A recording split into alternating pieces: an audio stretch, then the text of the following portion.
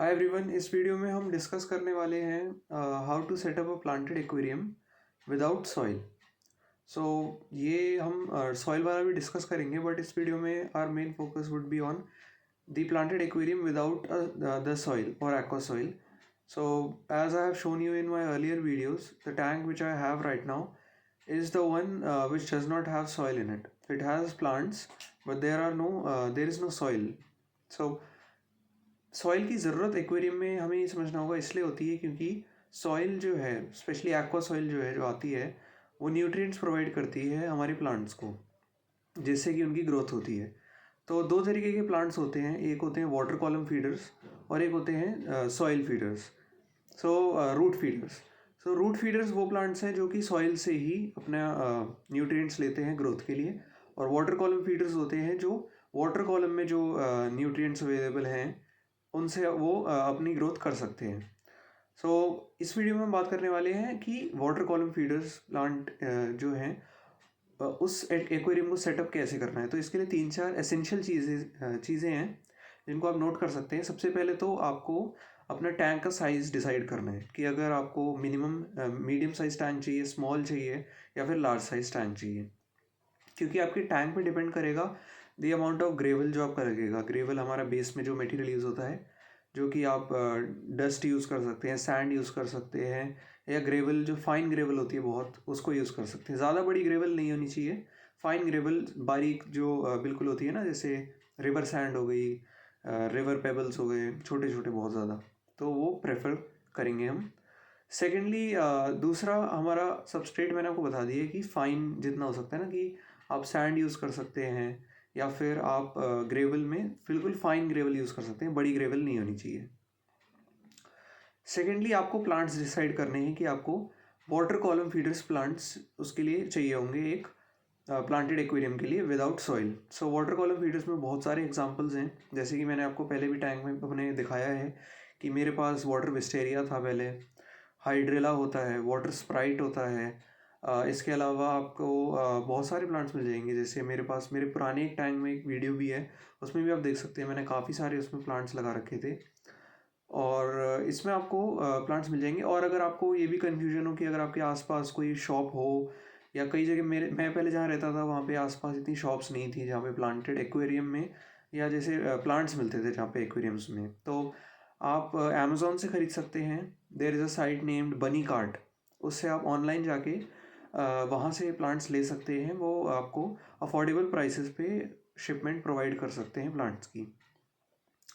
Fourth, आपको fishes का देखना है कि फिशेस आपको ऐसी यूज़ करनी पड़ेंगी जो कि कंफर्टेबल रहें प्लांटेड एक्वेरियम में, क्योंकि बहुत सारी स्पीशीज़ ऐसी होती हैं फिशेस की जो कि कंफर्टेबल नहीं होती हैं प्लांटेड एक्वेरियम में। तो काफ़ी सारे, अगर जितने भी हम लाइव बेयरर्स लें वो सबसे ज़्यादा अप्रोप्रिएट हैं एक प्लांटेड एक्वेरियम के लिए। लाइव बेयरर्स में जैसे मैंने पहले बताया था, molly, platy, guppy. So these are all जो आपकी स्वॉर्ड टेल्स हो गई, ये फिशेस वो हैं, या फिर जितनी छोटी छोटी जैसे नियॉन टेट्रास हो गई, ये स्पीशीज़ वो हैं जो कंफर्टेबली प्लांटेड एक्वेरियम में इनको प्रॉब्लम नहीं होती, बल्कि ये थ्राइव करते हैं और ज़्यादा इनकी ग्रोथ होती है प्लांटेड एक्वेरियम के अंदर।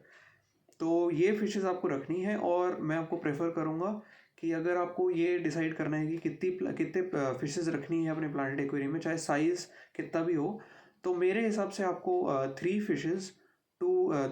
Female fishes to 1 male fish का रेशो रखना चाहिए हमेशा, कि फीमेल्स हमेशा ज़्यादा होनी चाहिए टैंक में, और मेल हमेशा 3:1 के रेशो में रहनी चाहिए, 3 females and 1 male. So that will be more appropriate, क्योंकि मेल्स जो हैं वो ब्रीडिंग के टाइम पे फीमेल्स को बहुत ज़्यादा उनके पीछे, आपने देखा होगा अगर आपके पास पहले भी हैं, कि वो पीछे भागते हैं। और तो नॉर्मल सी बात है कि अगर मेल ज़्यादा होंगे और फीमेल कम होंगी, तो बहुत ज़्यादा चांसेस हैं कि अल्टीमेटली फ़ीमेल की डेथ हो जाए, या फिर फीमेल बच्चे ही ना दे पाए, या जितने भी बच्चे हों वो सारे ख़त्म हो जाएं। सो दूसरा, आपको फिशेस की ओवर क्राउडिंग भी इंश्योर करना है ना हो, तो इसलिए हमेशा कम पेयर लाओ। और then if you have live bearers, तो वो अपने आप ब्रीड करेंगे कुछ टाइम बाद, तो आपको जितनी आपको फिशेस लगती हैं कि इतनी होनी चाहिए, वो अपने आप हो जाएंगी। ज़्यादा मछलियाँ आप मत लाइए जब आप सेटअप कर रहे हैं, क्योंकि उस टाइम आपकी जो नाइट्रेट साइकिल है वो भी शुरू नहीं हुई है, क्योंकि बेनिफिशियल बैक्टीरिया आप जब प्लांट्स लाएंगे तो उसके 1-2 हफ्ते बाद शुरू हो जाएगा उनका एक्सपेंशन टैंक में, तो वो अच्छा है। तो शुरुआत में आप ज़्यादा पेयर मत लाइए, मैं प्रेफर करूँगा कि 3:1 के रेशियो को ही मेंटेन करिए कि थ्री फीमेल्स लाइए और एक male, so that will be enough. मैंने अपने हर टैंक में ऐसे ही किया है। लास्टली सबसे इम्पॉर्टेंट चीज़ कि लाइटिंग। तो लाइटिंग आपकी अगर अच्छी नहीं है, तो ये मैंने खुद देखा है, अगर आपकी लाइटिंग अच्छी नहीं है टैंक में तो आपकी प्लांट्स की ग्रोथ नहीं होगी, या फिर वो इतनी होगी कि बहुत मिनिमल की आपको, जैसे मेरे पास एक मॉस थी पहले, जावा मॉस, आपको पता होगा अगर, तो जावा मॉस मेरे पास थी, और जावा मॉस की ग्रोथ साइकिल काफ़ी अच्छी है, जैसे आप ऑनलाइन भी देखेंगे तो जावा मॉस काफ़ी अच्छे तरीके से ग्रो करती है। बट मेरी जो लाइट थी वो बहुत वीक लाइट थी पहले, वो प्लांटेड एक्वेरियम के लिए लाइटिंग थी नहीं, और उसकी वजह से मेरी जावा मॉस नेग्लिजिबल, या फिर एक साल में भी उसकी ग्रोथ दिखी भी नहीं, मतलब आप ये सोच सकते हैं। तो इसलिए मैं प्रेफर करूँगा कि आप लाइटिंग बहुत अच्छी लगाइए, कि जैसे अगर मेरे पास जो टैंक है वो है अराउंड 15 गैलन्स का, जैसे 45 लीटर्स का टैंक है, 40 लीटर का। उसमें मैंने अपनी जो लाइट लगाई है अब रिसेंट में, वो है 16 वॉट्स की लाइट। और मैं आपको बता सकता हूँ कि ग्रोथ बहुत जल्दी होती है जब लाइटिंग बहुत अच्छी हो। तो आप प्रेफर कीजिए कि जो भी लाइट है उस पर कॉम्प्रोमाइज़ मत कीजिए, कि पहले मैं भी करता था कि कोई भी लाइट ले आए और लगा ली। प्लीज़ उस पर कॉम्प्रोमाइज़ मत कीजिए। लाइटिंग बहुत ज़रूरी है, क्योंकि प्लांट अगर ग्रो नहीं करेगा क्योंकि लाइट नहीं है, तो आपकी जो साइकिल है, नाइट्रोजन साइकिल, वो अच्छे से फंक्शन नहीं करेगी, टॉक्सिक हो जाएगा एक्वेरियम का इकोसिस्टम और फिशेस मरनी शुरू हो जाएंगी। So please don't compromise on light. मैं आपको प्रेफर करूँगा कि लाइट जितनी स्ट्रांग हो सकती है, जैसे कि अगर आपके स्मॉल टैंक है, अगर 5 गैलन्स, 10 गैलन्स, 15 गैलन्स, तो अपना लाइट जो है मिनिमम 10 वॉट्स रखिए, मैक्सिमम 15। उससे आगे अगर आपका टैंक है जैसे कि 20 गैलन्स हो गया, या फिर आपका एक्वेरियम 50 गैलन्स हो गया, मतलब काफ़ी ज़्यादा, उस हिसाब से आप बढ़ा दीजिए उसे। जैसे 20 वॉट्स की लाइट आती है, 25, 30, 40, तो वो उस पर मैं सेपरेट वीडियो ले आऊँगा कि लाइटिंग किस हिसाब से होनी चाहिए, आपके टैंक के साइज़ के हिसाब से उसे कैलकुलेट कर सकते हैं हम। बट मैं यही रिकमेंड करूँगा कि लाइटिंग प्लांटेड एक्वेरियम में बहुत अच्छी होनी चाहिए। उसके अलावा एक और मिसकंसेप्शन है कि अगर आपके पास प्लांटेड एक्वेरियम है तो आपको फर्टिलाइज़र लेने पड़ेंगे और ऐसे ही सॉइल भी लेनी पड़ेगी, तो नहीं। अगर आपके पास वाटर कॉलम फीडर्स हैं तो उसके में फर्टिलाइज़र्स की कोई ज़रूरत नहीं है। जो आप फिशेस को फूड देते हैं, तो वो आपका एक तरीके से जो फूड वेस्ट वो खाती हैं और फिर वेस्ट प्रोड्यूस करती हैं, और जो फूड वेस्ट अनयूज्ड जाता है बिल्कुल, जिसमें कोई यूज़ नहीं जाता, जो नीचे सेटल हो जाता है और सड़ जाता है, वो सारा का सारा यूज़ हो जाता है आपके प्लांट्स की ग्रोथ में। तो आपको कोई फर्टिलाइज़र लेने की ज़रूरत नहीं है, और ना ही आपको कोई सॉइल लेने की ज़रूरत है।